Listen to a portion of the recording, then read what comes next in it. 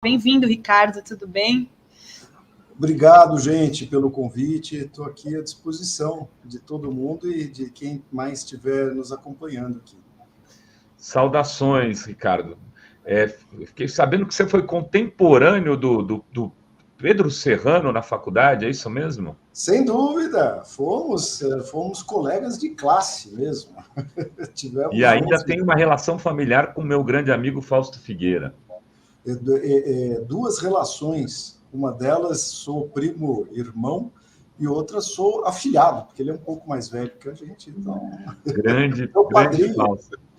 Adoro esse cara. Olha só, Ricardo, ontem o PL entrou lá com o processo, eu nem sei como chamar isso daí, porque é uma coisa tão catatônica. Eu estou aqui em Brasília e estava na hora que o jornalista da Bloomberg chegou para falar com o Ricardo Amaral, que comanda a comunicação, a assessoria de imprensa da transição aqui do governo Lula. O cara, chegou, saiu lá o processo, o Ricardo Amaral, a gente começou a ler junto.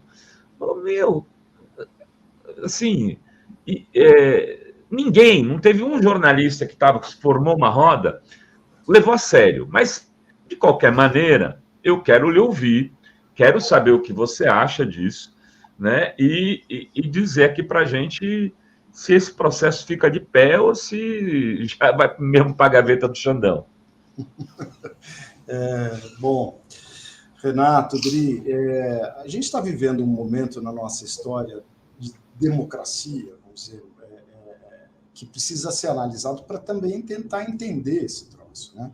Assim, não é a primeira vez, vamos dizer, que alguém levanta uma voz desesperada contra uma eleição que acabou, foi legítima, está correta, etc.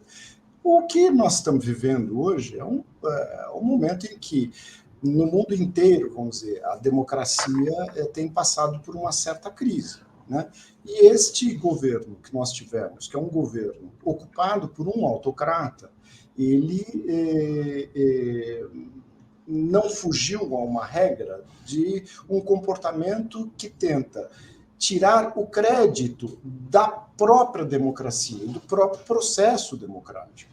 Então, nós estamos vendo aqui, uma coisa, é uma manifestação local de um fenômeno que eu entendo que é um fenômeno mundial. É um ataque à democracia. E uma forma muito, vamos dizer, eficaz de se atacar a democracia é tirar a credibilidade dela, né? Dizer, voto não vale. E nós estamos diante exatamente desse cenário.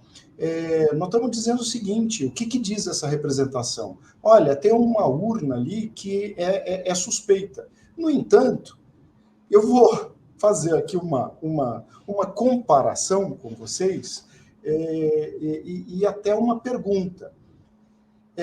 A gente sabe que toda urna eletrônica, no final do dia, ela emite um boletim de urna, que se chama BU. Esse boletim de urna é uma apuração local da votação naquela sessão. Então, uma sessão eleitoral ela tem uma obrigação de garantir o seguinte, o segredo do voto, a identificação do eleitor e a individualização do voto, ou seja, que um eleitor não vote duas vezes, tá certo? Muito bem, é emitido um boletim de urna e nenhum desses boletins foi sequer impugnado. Esses votos estão registrados, os cidadãos que lá votaram soberanamente tiveram sua vontade soberana registrada, e aí alguém vem a dizer que a contabilização geral, e não aquela contabilização, a contabilização geral poderia ter um problema, tendo em vista o fato de que uma determinada urna ou várias não teriam uma certa identificação. Vamos supor que isso fosse verdade. Vamos supor que isso fosse verdade, porque não é, isso que é o pior. Sim. Se fosse verdade, o que a gente faria? Assim, olha, tá bom, então quais são as urnas que a gente está em dúvida? Vamos pegar todos os boletins dessas urnas? Vamos contabilizar de novo todos esses votos, que ninguém duvida que aquele boletim esteve naquela sessão eleitoral. E, portanto, não vamos ter uma confirmação da contabilização. Não, mas aí o pedido a gente sabe que é diferente. Mas eu me avancei aqui só para tentar contextualizar do que nós estamos falando.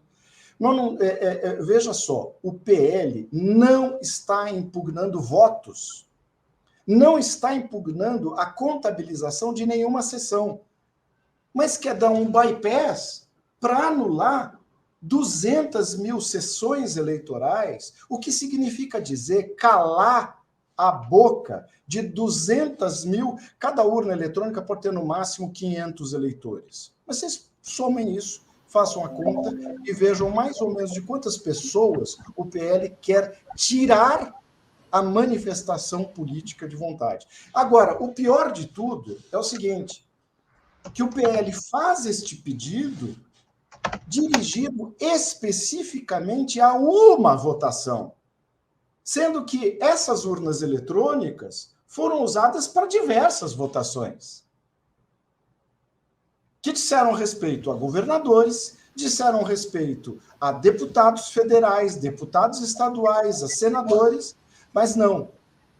De uma forma, eu vou pedir perdão pelo adjetivo, velhaca, marota, Você foi lá em Ulisses Guimarães, hein, Ricardo? Veiaca. Sou velho, mas não sou veiaco. Exatamente. Olha, faz essa escolha, né, a dedo. Assim, não, eu quero impugnar estas urnas, então calar a boca de centenas de milhares de brasileiros, mas especificamente para essa eleição. E aí, claro que eles foram lá, fizeram uma contabilidade para saber se, anulando essa eleição ou não, daria uma diferença de votação em favor de quem? Do candidato do PL, tá certo? Então, nós estamos vivendo um cenário que é esse. Agora, Dri e Renato... Você percebeu que o processo não foi assinado pelo advogado de turno do Bolsonaro, né? O Luiz Costa Pinto esteve aqui e estava chamando atenção para isso. Provavelmente ele falou, não vou participar dessa patifaria, né? Olha, eu não quero condenar o advogado que assinou, mas eu quero elogiar todos os advogados que não assinaram. Assim, o advogado, claro, ele é o representante da parte e que ele tem mesmo, vamos dizer, que refletir o que a parte pede. E ele não pode ser confundido com a parte. Agora, eu queria anotar o seguinte, os advogados eleitorais, Renato, eu participei, fui coordenador jurídico de dezenas de campanhas eleitorais. Eu devo dizer aqui que eu sou advogado que mais participou de eleições presidenciais do nosso país. Há mais de 20 anos, essa é a primeira eleição que eu não fui coordenador jurídico de uma campanha presidencial desde 2002. E tenho sido coordenador jurídico de diversas campanhas no estado de São Paulo. Há mais de 20 anos que eu faço a coordenação jurídica de eleições para governadores. Eu já terminei diversas eleições muito disputadas, entre partidos bem estruturados, bastante aguerridos e que souberam, vamos dizer, brigar a briga de gente adulta, entendeu? Você advogava para o PSDB, Ricardo, é isso? Eu advoguei não só para o PSDB. Nas eleições presidenciais, advoguei para o PSDB, advoguei para o PSB, porque eu fui advogado do Eduardo Campos, fui advogado da Marina Silva, portanto, assim... Não, porque eu sabia disso e eu acho muito bom a gente ter aqui essa coisa de trazer uma pluralidade aqui. E aí eu queria te fazer uma pergunta, porque eu vi uma entrevista ontem do Tasso Gereissati, ontem, onde ele falava algo que, assim, eu achei... Falava, olha, tem um processo aí que o PSDB tem que fazer uma meia-culpa, que foi no questionamento do resultado da eleição de 2014. Aquilo a gente nunca deveria ter feito. Eu posso te dizer, Renato, eu participei da eleição de 2014. A eleição de 2014, para mim, foi uma eleição como advogado bastante atípica, porque eu fui advogado do Eduardo Campos, que faleceu no dia 13 de agosto de 2014, segui sendo coordenador da eleição do PSB com a candidata Marina Silva. E no segundo turno, o candidato Aécio Neves me chamou e eu fui advogar para o PSDB no segundo turno. Terminada essa eleição, eu não quero me comparar na sua grandeza, etc., mas fiz a mesma coisa que o Tarcísio, que era o advogado do Bolsonaro. Eu não assinei a estação. Muito bem. E aquilo é porque você tá. Eu imaginei isso, não sabia. E assim, a gente faz aqui ao vivo, viu, gente? Não tem combinação de pergunta nenhuma. E eu acho que essa é a grandeza dos programas na internet, porque traz esse tipo de coisa. E eu gostei muito da entrevista do Tasso, porque ele se coloca naquele lugar, porque ele participou daquilo. Né? A Luísa Nunes fez a mesma autocrítica. O Alckmin, né, fez a mesma autocrítica. E ali, quando a gente coloca no balaio o questionamento da democracia, né, Ricardo, a gente dá um passo perigosíssimo. Eu acho que isso daí, esse processo Tabajara, não vai a lugar nenhum. O próprio Valdemar da Costa Neto já tem informações de que ele teria dado isso para o Bolsonaro como se fosse um xarope para ele, um brinquedinho para ele se divertir. Né? Tipo, fica aí, você quer dizer para os outros que você ganhou, toma isso daí, não vai dar em nada, mas você pode ficar falando. Né? É isso que ele quer. Ele precisa achar uma desculpa, porque ele é um mito imbatível. Ele é o Duce na cabeça desses caras. Não pode perder. Se ele perde essa áurea. Né? Ele é o imbrochável, o imbatível, o inderrotável. E ele agora pode dizer, eu ganhei. Na verdade, eu ganhei. Dane-se, não vai, mas eu acho que não dá em nada, mas fica lá a mancha do processo democrático e essa guilhotina sobre as nossas cabeças que pode cair num determinado momento, né, Ricardo? Mas não tem dúvida, eu acho que esse processo ele foi dado de presente, é como se fosse um pedágio que o PL paga para o Bolsonaro manter uma mobilização assim, daqueles seus seguidores, que é um número razoável de gente, mas não é um número correspondente ao número de votos que ele teve.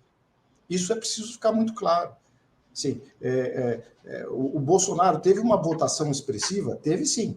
Agora, quantas pessoas subscrevem, vamos dizer, esta forma de agir? Eu queria trazer uma informação, Renato, que talvez seja interessante, porque nós aqui temos uma certa convicção, você tem as suas posições políticas, muitos dos nossos espectadores aqui têm as suas, e evidentemente que se apegam a elas, mas a gente precisa também ficar atento aos fatos. Eu queria que vocês lembrassem o seguinte, a urna de papel que tanto foi defendida pela turma do Bolsonaro, ela também não tinha essa identificação que ele reclama. Tá certo? Então, percebam o seguinte, a gente quase que entra... Pelo contrário, não tinha identificação nenhuma, né, cara?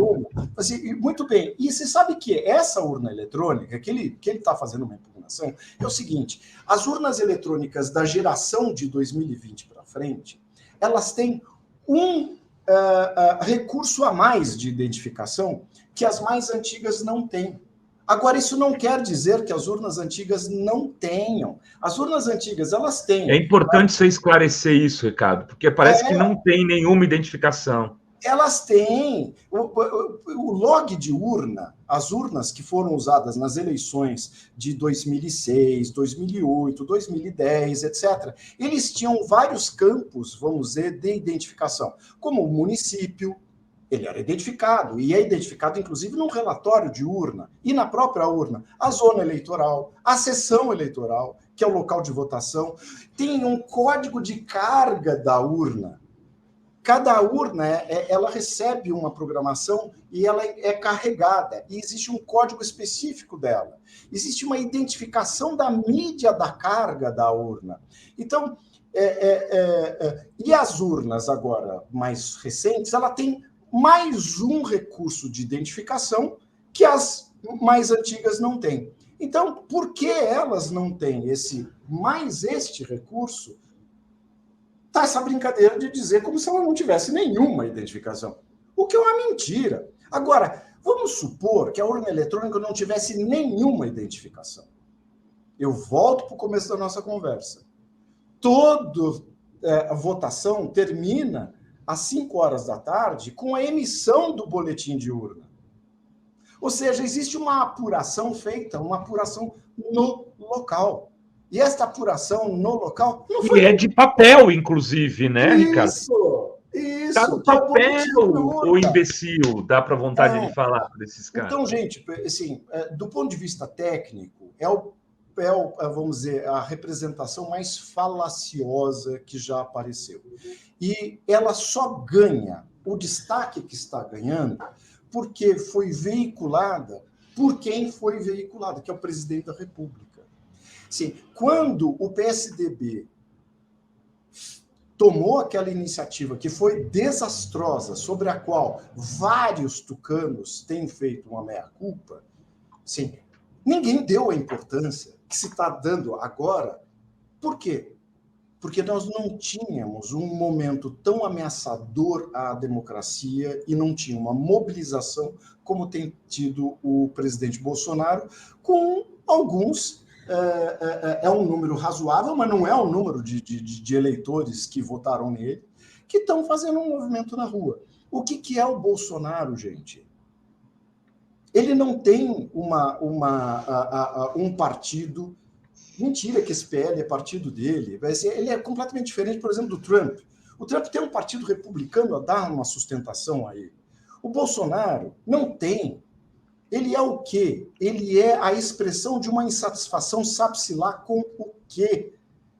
O Bolsonaro, ao fazer uma avaliação do seu governo, recentemente eu vi uma entrevista, ele disse, o que é a melhor coisa do seu governo? Eu nunca vi tanta gente na rua com vestido de verde e amarelo. O governo dele não fez Ricardo, eu tô aqui em Brasília, né? Ontem eu fui ali conversar com o pessoal da transição, e conversando com as pessoas que estão participando da transição, é quase um discurso único. Eles não têm o que passar sobre a transição. Você, por exemplo, vamos te dar um exemplo, estava falando com uma pessoa que está na transição lá do Ministério das Cidades. Aí, que obras que realizaram, quais obras estão paradas, o que deve continuar? Não tem. Não tem plano para enchente, dinheiro. Precisa de ter uma reserva para plano de enchente de janeiro, mais ou menos, já vai ser agora, começo do ano, o governo vai assumir com o verão, aí a água caindo, né? Janeiro, fevereiro, março, precisaria de uns 400 milhões já separados, que é assim, piso. Tem 8 milhões. Assim, é uma catástrofe completa, Ricardo Idri. E todos os depoimentos de todas as áreas que eu recebo não tem entrega prevista. Então, assim, não é que assim, olha, tá aqui, ó, isso aqui você precisa dar continuidade, essa obra aqui, tem aquele plano de hospitais espalhados pelo Brasil, nada, zero. É gogó, só gogó. Mas eu queria te fazer uma pergunta bem objetiva aqui. Ricardo, o que dá para fazer com esse pessoal que moveu esse processo? Com o PL, com o Valdemar da Costa Neto e com o Bolsonaro? Ou nada? Só engavete e tchau.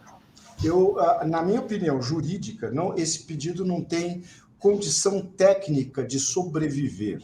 Sim, o ministro Alexandre de Moraes até deu, vamos dizer, uma determinação que é muito coerente. Ele diz, olha, você não pode impugnar um sistema de apuração e escolher a eleição para a qual você quer impugnar. Ou você faz com relação à eleição inteira, ou você não faz.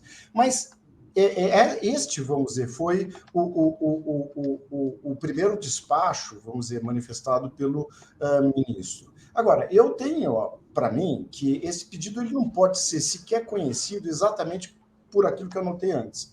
Não há uma impugnação de votos, não há uma impugnação de apuração. Não há, desde o momento que não houve uma impugnação relativamente aos boletins de urna individuais, sim, você não pode chegar ao que quer o PL nesse pedido. Portanto, esse pedido é absolutamente inepto. Ele Inócuo. não tem condições. Não é, ele é quase que inexistente. Ele não tem significação jurídica alguma, além de ser uma mentira do ponto de vista técnico. Sim, eu acho que quem assinou esse parecer deveria ficar muito envergonhado, porque não fez a anotação do seguinte: essas urnas são identificáveis. Sim, eles só anotaram o seguinte: não tem uma determinada identificação, mas não para dizer, chegar à conclusão de que elas não são identificadas. Mas eles não perceberam que elas têm outras. É como eu pedi para você se apresenta para mim e fala assim: por favor, prove que você é você. Você pega e me mostra a sua identidade. E eu digo: olha, eu estive com uma pessoa que se identificou como Renato Rovai, mas não era, porque ele não me mostrou o CPF. E só me mostrou o RG. É isso que nós estamos falando. Então, bizarro, tudo tão bizarro. Mas eles podem ser responsabilizados por atentar contra a democracia, alguma coisa assim, ou por tentar atentar contra a democracia. Porque às vezes eu fico assim perguntando: você pode fazer qualquer tipo de processo e tudo bem, porque nós estamos falando de uma coisa gravíssima, um presidente da República, né, uma instituição questionando o resultado de uma eleição, né, tentando provar, e vai usar isso como discurso para a sua turma, e não pode ser responsabilizado por nada. Não, eu acho que este requerimento ele não leva a isso. Mas esse requerimento ele tem, sim, uma intenção de tentar dar uma licitude para algo que realmente é ilícito. E o que é ilícito? É esse movimento que eu chego a qualificar como terrorista de ir para a rua para atentar contra o sistema. Porque até agora, essa gente que está toda mobilizada, parando estrada, causando problemas para toda a sociedade... Botando fogo em pneu, fazendo espaços de administradores de rodovia, dando tiro, protesto. Pondo fogo em caminhão. Agora, protesto se faz. Se faz por quê? Por ideias, por propostas. Agora, protesto não se faz para desestabilizar e desconstituir a democracia, tá certo? Então, essa iniciativa judicial é uma forma, aliás, canhestra, e para voltar ao adjetivo do nosso querido Ulisses, velhaca, vamos dizer, para tentar legitimar este movimento.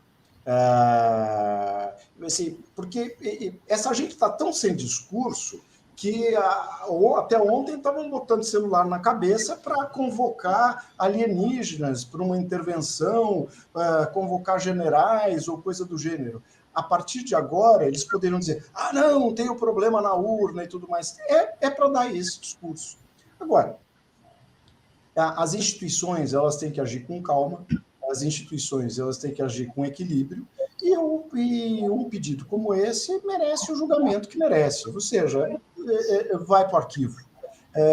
E acaba logo com isso. E a imprensa também não pode cair nessa conversa. Tem que dar a dimensão... Aliás, você chamou atenção para isso, e eu queria elogiar, que a gente faz muitas críticas, veículos da mídia tradicional, tal. A Globo não tratou do assunto ontem, eu pelo menos não vi. O Estadão, ao tratar do assunto, tratou... No Jornal Nacional eles até falaram, mas já falaram com a crítica de que eles pediram, mas sem falar do primeiro turno. Tipo, né? Quem errou na cobertura, pelo que foi o UOL e a Folha, deram como se, olha, o PL entra com provar, sabe? Aí o cara vai ler lá: será que vai anular a eleição? Não, tem que dizer assim, processo Tabajara, processo fake, né? Já é desmoralizado. Não dá. A imprensa americana fez isso com Trump, né, Ricardo? Exato, tem que responder com fatos, viu, Renato?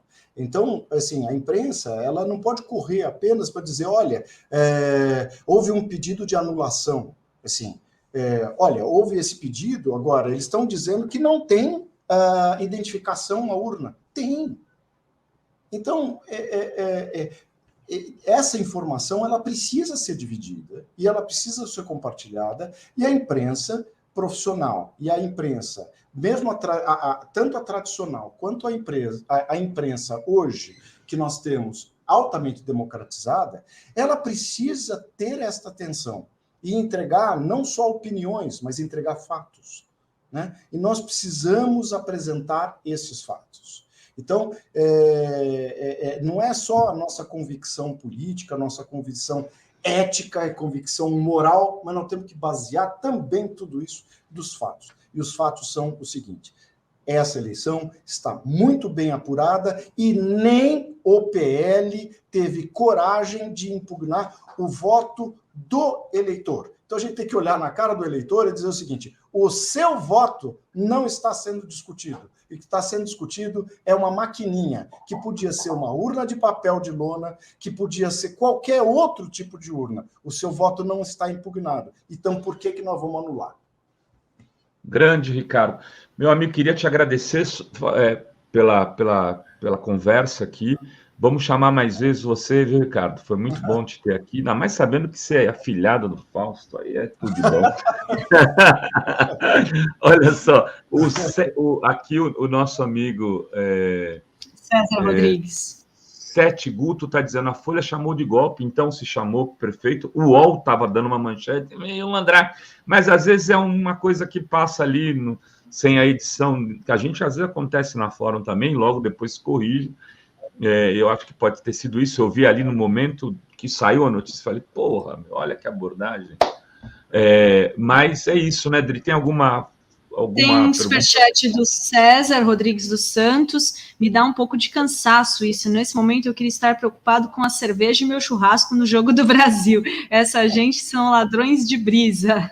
Obrigada, César, pelo superchat. E a Laudelina Manso Silva manda aqui um super sticker. Muito obrigada. E o Jorge Uchoa, acho que está atualizando aqui, membro do canal. Muito obrigada, Jorge. É isso, Rovai. Muito obrigada, Ricardo, excelente. De bom é para você. Dri, obrigado pela recepção, Renato. Sempre que quiser, aos dois estou à disposição. Tá bom? Valeu, Ricardo. Grande abraço, mestre.